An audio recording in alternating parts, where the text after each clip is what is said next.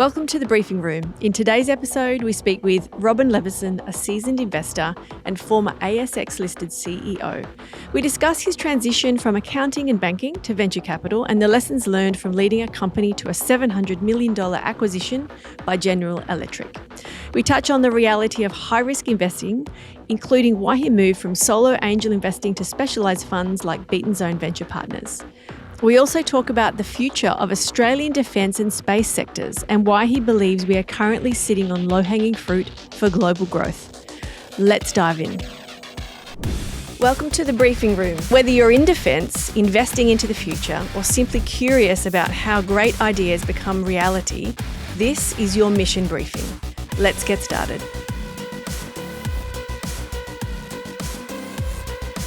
All right. Robin, welcome to the Briefing Room. I'm really pleased that you've come in for a discussion today. We actually have our very first investor, or our LP, coming in to share your perspective. But first, before we get into that part of the conversation, can we learn a little bit about yourself in terms of your background? I know that you're an investor now, but obviously you didn't start there. So can you take us back to the beginning in terms of your career history and your background?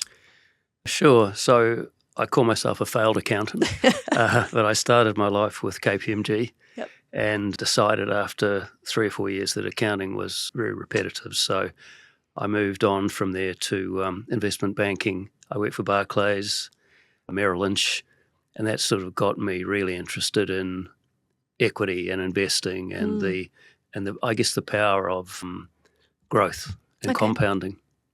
And so obviously moving straight from accounting into investment, there must have been a little bit more exposure. As an accountant, you don't often get exposure to working on that end of finance. Was there a bit of a pathway in between to work on different types of projects that gave you that exposure? Sure. I was an auditor. All right. And I think the thing that made me curious was that you look at all sorts of different companies. So my biggest audit was ANZ. I also had large family businesses, and I saw how compliance helped and didn't help. I also saw how shortages of capital really put businesses at risk. So I think that gave me a little bit of an insight into how funding is so important to be able to grow and sustain a business over the long term. I think it's probably one of the biggest areas where especially first-time founders they underestimate what's going to be required, or understanding runway and how to actually set them up so that they actually can execute on the plans that they've got. Did you ever see yourself moving into the space where you would be self-employed or a business owner or a founder yourself? Not really, but I think I came from a family where my dad was a coal miner, right? Asbestosis. So I had this thing about wanting to be self-sufficient and, have enough money to be comfortable, and that kind of has always driven me. Yep. When did you start getting involved in business from an external perspective, maybe from the funding side of things? So at Merrill Lynch, we raised a lot of capital for obviously mainly ASX companies and NZX-listed companies. And I saw some of the management teams and boards use that capital and execute really well. And then I saw some just tear it up. That maybe got me more interested in, could I be on the other side there where I could make use of capital and create value. When you say tear it up, can you explain some of the things so you would have been a young professional at that stage when you looked at these companies tearing up the capital? Were they mistakes, or were they not understanding business principles, or they didn't have enough runway? When you looked at it through that financial lens, what were you noticing? Yeah, particularly with where we are now with AI and so forth. Yes.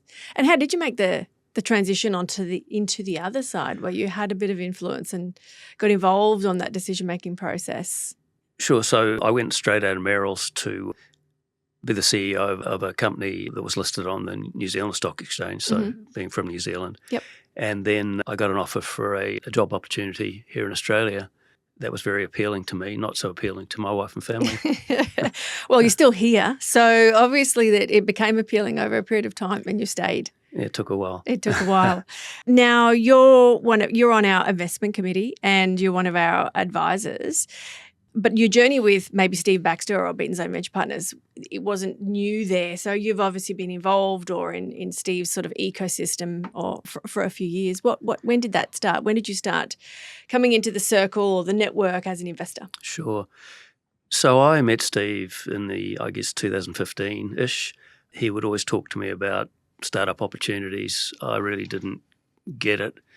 And what were you doing at that stage in 2015? I was CEO of a ASX public company. You're still there. And one day he said to me, if you ever went to Silicon Valley, you'd get it. And so I said to him, okay, so well, when are you going next? And I think he said November. And I said, can I come? Yep. He said no. But it ended up being one of those trips. Startup Catalyst? Yeah, exactly. I think it might have been the Investigations? first one. Yeah. And so a merry band of 12 of us went with Steve, and it really opened my eyes. Mm. And I guess that was the catalyst, or I got bitten by the bug there. But I also got bitten by wow, if you're going to be in this business, you've got to be in the US to make it. Yes. Yeah. We used to do trips as well to London Tech Week to step into that UK market as well and understand what was happening there. So it had the very similar effect. You've got to go and immerse yourself in those markets. So when you did the trip, you went to the States, and then from there, did you come back with more of a desire to get on into the investor landscape? I did, and I started making investments in my own right, but I soon realised that I didn't. So as an angel investor? Yeah. I soon realised I was working full time. I didn't have the capability to do the analysis, the comparisons of what might look great here in Australia versus what already was existing around the world. And that's kind of falls into the timing when Steve set up 1013. Yes. And I think I was one of the earliest investors there. And I really got the depth of research they did, the analysis. So I stopped tearing up my own money by getting it wrong, and I invested numerous times with 1013. Yep. Not always successful. As I said to you earlier on, the last 5 outcomes I've had have all been complete failures. Yes. And that kind of led me to look at a range of other providers of early stage opportunity. So in Ignition Equity Partners, which is our kind of family office vehicle, we've got nearly 50 early stage investments. Yeah.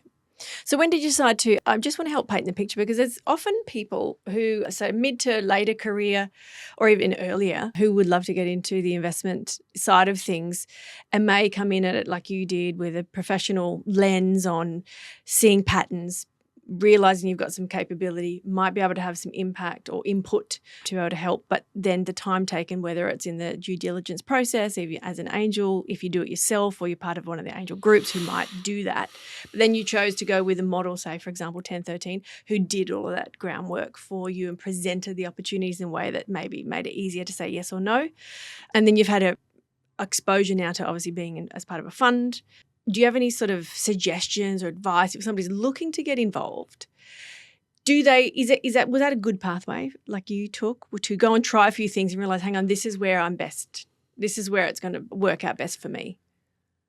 Look, I think cynically you have to do it with money you can afford to lose. Yeah. Because certainly I'm still waiting on the the magic pudding outcome. Yes. Certainly across the 1013 investments, I think also the time of your life. Mm. So for me now in sort of semi-retirement, I'm less likely to take a big swing at really early stage. I'm more likely to take a bigger swing on a follow-up investment or follow-on, or even something that instead of having a 100x upside maybe has 10, but it's clearer. Yes. So I think it depends on, your own capital position. Mm-hmm. Also, some people just don't have a risk tolerance. Yes. I've got a very high risk tolerance. Mm-hmm. So, when it doesn't work out, it's not really changing our lives as a family. It's just annoying. Yes.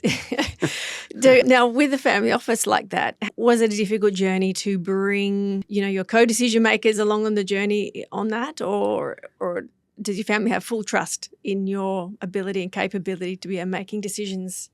For better or for worse, Well, we're still waiting. yeah, We're still waiting. yeah, sort of making the bulk of the decisions. Yeah. Yes. So for Except someone, around tax and stuff like that, where obviously you've got to get very specialist advice. yes. Now, for somebody who is still waiting, you still seem extremely positive and keen to be involved. You would have seen lots of opportunities and deals and businesses and founders.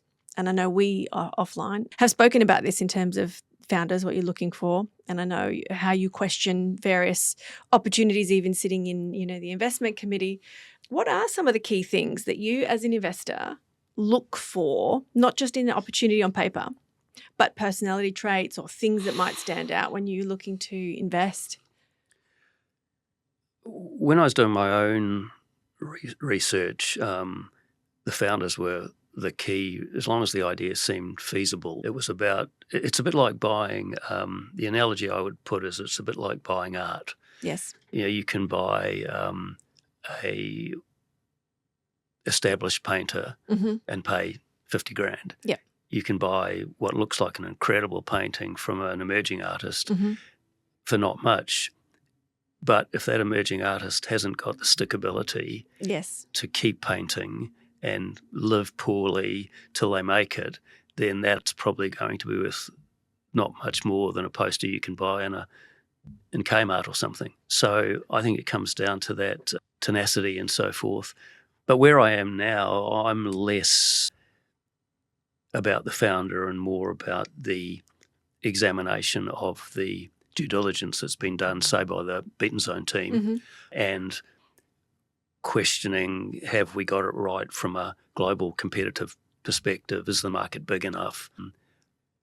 I love the fact that Steve pushes all of our founder investees to get to the US. Yes.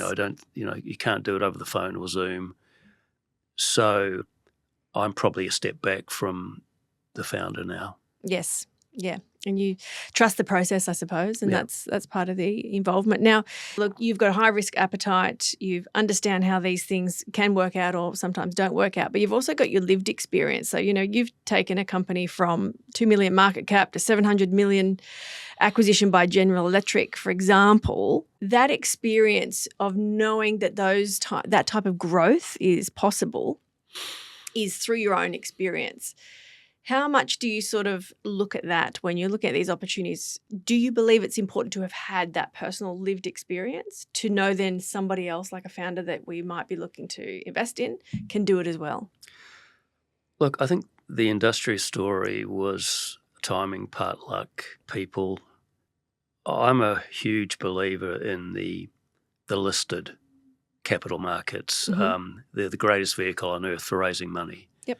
And had industry been a private company, we would not have been able to do what we did. Okay. So I love when an investment I'm in decides to IPO because it gives me a level of confidence that, A, there's other people that like the story, but B, there's capital available. So I certainly learned a lot through that. We made half a dozen acquisitions, we sold a couple of things, and we really, without realising it, got noticed by what was at that stage the biggest normal company in the world, the greatest at that stage before they sort of fell from grace. They really were the shining So General light. Electric you're talking about? GE, yeah. Yep. So for those that don't understand, can you just give a quick little overview on what industry is? So it was actually a technology company in the beginning where they had one product that they were co-developing with the CSIRO, and they hadn't managed to complete it, hadn't managed to sell it. I got asked to go and have a look at it. I looked at it at the CSIRO, thought it had market fit, and it didn't look very pretty, but I was of the opinion that it could be boxed up and trialled by somebody. We were fortunate that BHP agreed to trial it. It was a collision avoidance GPS product, and that was the beginning of it. And it got us going. It created some cash flow. It allowed us to lever up and buy a couple of other things that were already profitable, and we just kind of grew that way. But again, it was all about technology. Yes. That was why General Electric was interested in what we were doing. So why were you asked to come in the first place? How do those initial introductions happen? that was the luck part. That was it? Yeah. You were right place, right time, or Yeah. somebody knew, let's get Robin in to have a look at this. Yeah, and then I he got might up know something. for the CEO role, and I said to my wife, this is either going to be the greatest thing or we'll be going back to New Zealand. You've got and a it very kinda worked trusting out. wife by the Yeah. sounds of No, things. I have. Which is excellent. So look, it all ended well for you in that journey. And all the shareholders. And all of the shareholders. So how long was that journey? 7 years. 7 years? Yeah. Busy time? Yeah. Yep. And so it was after that you went into the family office? And also went from being a CEO to chair of ASX-listed companies. Yes. Yeah, so out of the day-to-day. Yep. Do you enjoy that part of it? So being a chair or being on boards and advisory committees and playing that sort of role? Yeah, I really do. And obviously I've retired from all my ASX-listed boards, but I really loved it. Yes. And I loved the ability to hover up and look over the horizon as opposed to, being on the tools. And I believe in discipline, particularly around financial metrics. Yes. So I think from a startup point of view, probably other than your founder and your chief technology officer, having a really good financial controller or financial person is key. Yes. To any business. So even if you didn't have one on the core team, as in at that level, would you advise that that's something good to get in on the board level or as an advisor or just in your network to be able to check in? Because you have sometimes if people can't get that on the core team, it's up to them to upskill or to have a mentor or to be guided to improve and increase that skill. Look, I think, there are fractional execs now You that are see a lot available more and of they're not expensive. I'd encourage any startup to look through their investor cap table and go, hey, what skills can I find there? Because, I've had some of my investee companies reach out and ask for help, and I'm only too willing to help if I've got or if I think I've actually got the capability. And that was where I was delighted to come onto the IC committee for Beaten Zone, because I think when I looked at the makeup of it, I was quite different. And I think you've seen that, for better or for worse.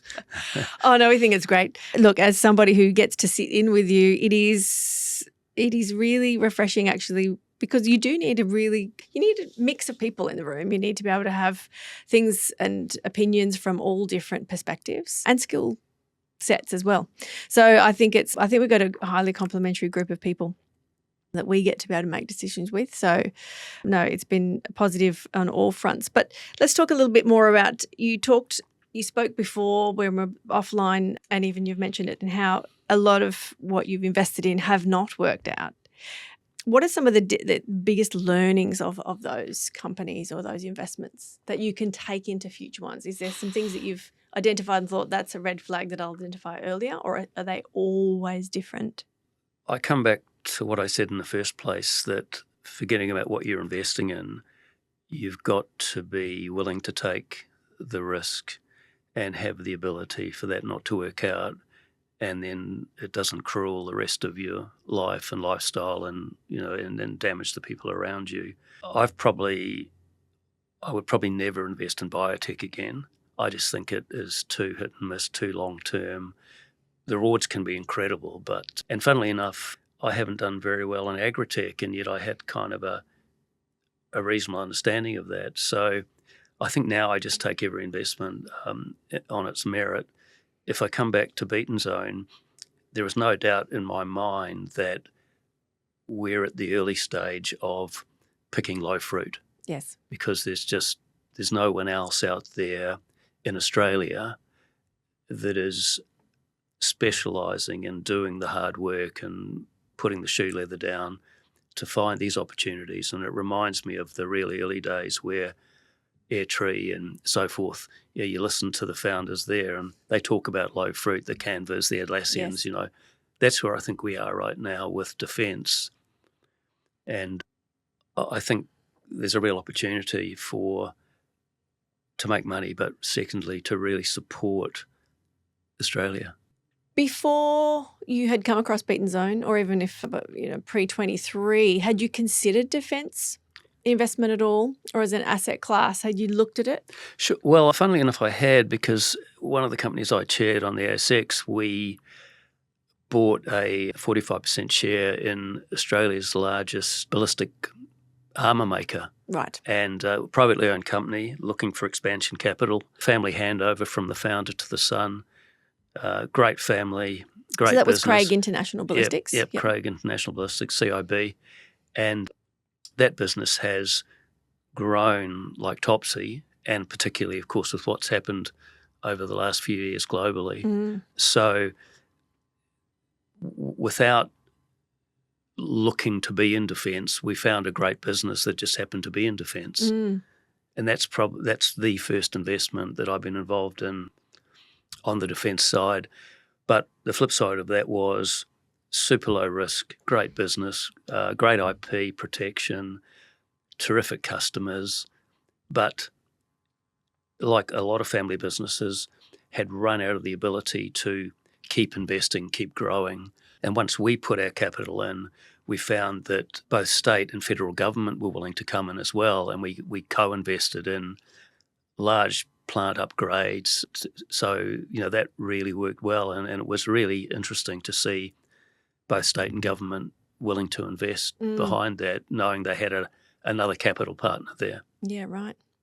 Yeah, there's definitely a lot more now, and even the conversations around defence or investment into the defence sector are definitely more common than they have been in the last few years. Do you get any negativity when you speak of it, or do any peers of yours who you think might be interested in investing in general, but this is just not an asset class for them?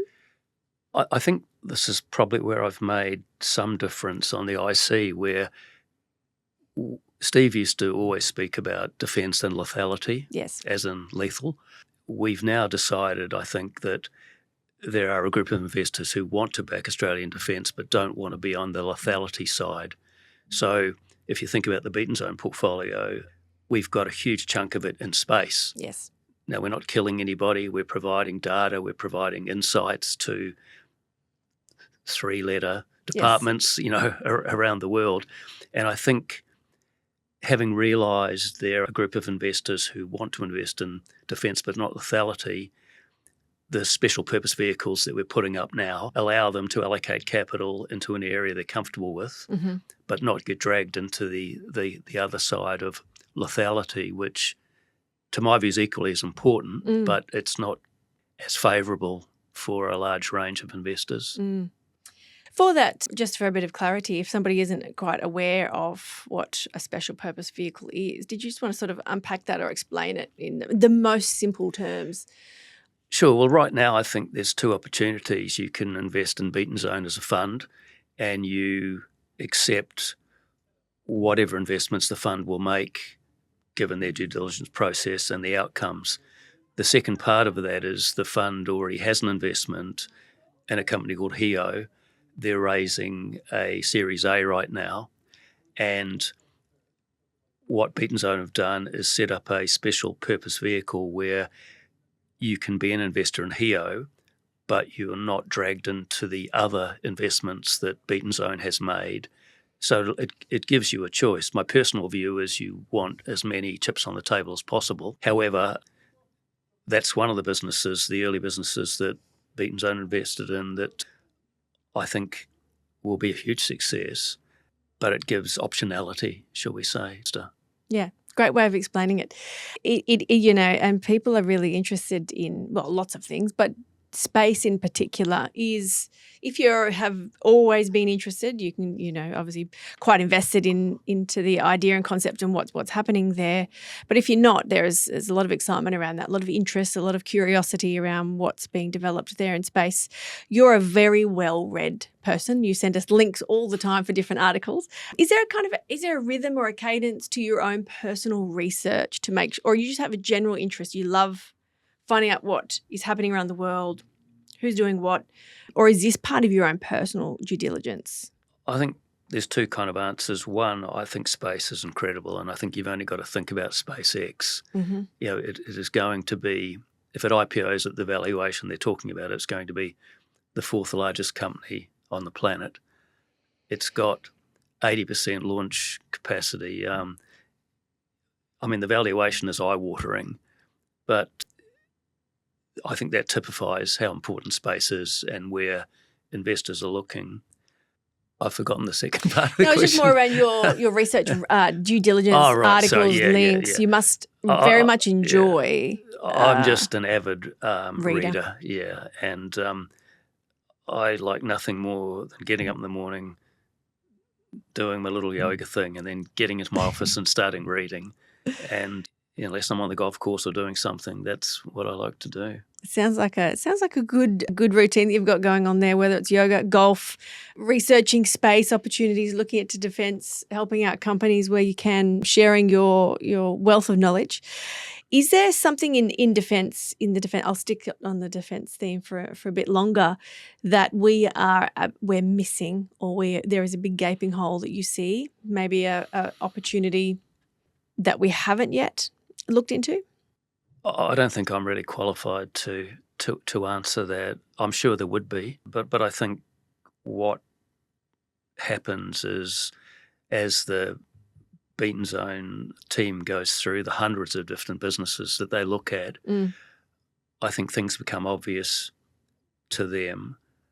The odd thing I do send you guys is around potential opportunity that I kind of see. Are we even playing in that area? And I think I sent one yesterday that made us all laugh. But I think the easier thing is to respond to the opportunities that are already there, as opposed to trying to find an opportunity and then fit something into it. Yes. As I said earlier on, I'm much keener to invest in something that already has product market fit. You can see the potential customers, you can see the growth, as opposed to these days, 20 words on a napkin. Yes. For anyone who's listening, there's a lot of people who would love to have someone like yourself with your level of expertise, career experience, insight, interest to want to get involved, whether it be a company or even potentially another fund or something in the similar interest. How do people find people like yourself to get involved as either as an advisor or a member of a board, or on the flip side of that, peers of yours who are looking to, maybe they might be retired or looking to either get involved or give back at that same level that you have? How do you actually position yourself to be available to those opportunities? Look, a lot of my peers, once they retire, they actually don't want to get involved. No. They've made enough money and they just want to play golf and do yoga. And they have a great life. Travel. I think LinkedIn it's a very useful tool. If I was a founder, I'd be knee-deep in that and looking at people who have similar interests or investments or whatever. I think I've seen it I was a fortunate winner of the Ernst & Young Entrepreneur of the Year Award, and I saw EY put together advisory panels, bring networks together. So, I think there are many different ways that a startup can find advice. But I come back to what I said before. I think the best advice comes from people with skin in the game. Yes, I agree. Because it's more important. That's exactly right, yes. And I think that's what they look for. That's what they would like. But I know, especially if they're younger, they just haven't got the networks yet to know how to reach out. And if they did find somebody, what is a way that you prefer to people to reach out to you? Is there some no-go zones, or you're open to be contacted? Or, this is really helpful information for people.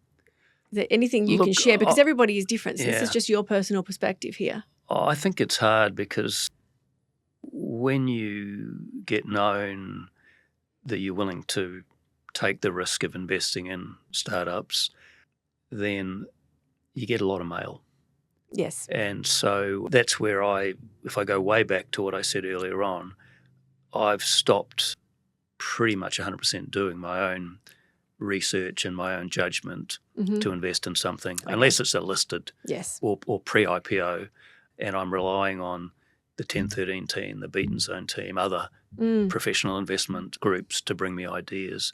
Once I'm in those ideas, then I'm more than happy if I have the time to give my time. Other than that, it is tough for a young founder to find. Now, you've touched on this before, but I just want to loop back, or you mentioned it. And we've got a couple of founders who in our portfolio have come out of either university research or they've been an academic and they've commercialised either their idea or some of the research. Now, that can be quite a tricky area to work in, commercialising any ideas coming out of universities. You've got experience in that. Is there some things there or insights or anything that you'd like to share around how to do that well? Yeah, I think that's a super fertile area that doesn't necessarily get the credit that it deserves. I'm saying that because we have so many world-class universities here, which I don't think produce.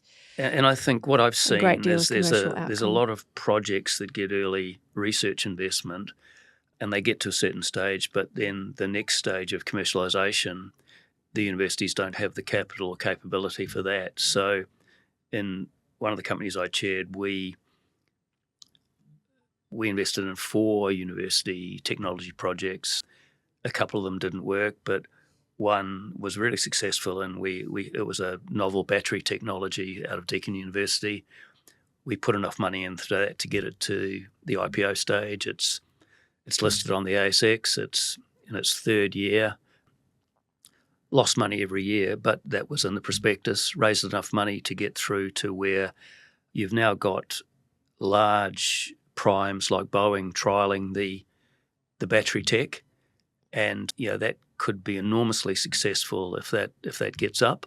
So I think there is opportunity, but the universities are hard to deal with. Yes. From a procedural point of view, and they're slow to make decisions. Yeah. So that's the downside of those great institutions. Yeah, and look, they're all different. Individual, I've worked with quite a few, and they all have a different process as well. You've had a long and varied career, and seems like you're only halfway through. Is there anything left to do that you haven't done yet in terms of what you want to achieve or areas you want to move into personally? You mean from like a work and investment point of view? Yeah. No, I'm pretty happy where I am right now. I still love some of the the chickens to come home to roost. We're working on it. We are working on it. But no, other than that, I see myself just continuing to do what I do while I still can make a difference. And so when we remove all of the hats in terms of the work roles, you did touch on their golf, yoga. What other things does Robin like to do in your non-work time? I guess I'm a passionate heli skier or skier. Yes. Anything outside. Mm-hmm. And that's always been an interest of yours? I don't mind a cocktail by the pool, but that's at the end of the day. You've got to earn it. Yeah, right? yeah. So if it's diving, surfing, skiing, whatever, anything. Does the heli outside. Skiing interest come because you're from one of the most beautiful places in the world to heli ski from? No, it's just bang for buck. You don't get more vertical feet in a week anywhere than you do if you're being chopped up the hill and dropped off. Yeah, definitely. Are you going this year? Yeah. Yep. What's your favourite location? Canada. Yeah. Whereabouts in particular? There's the range of different mountain ranges over there that all do heli. Mm-hmm.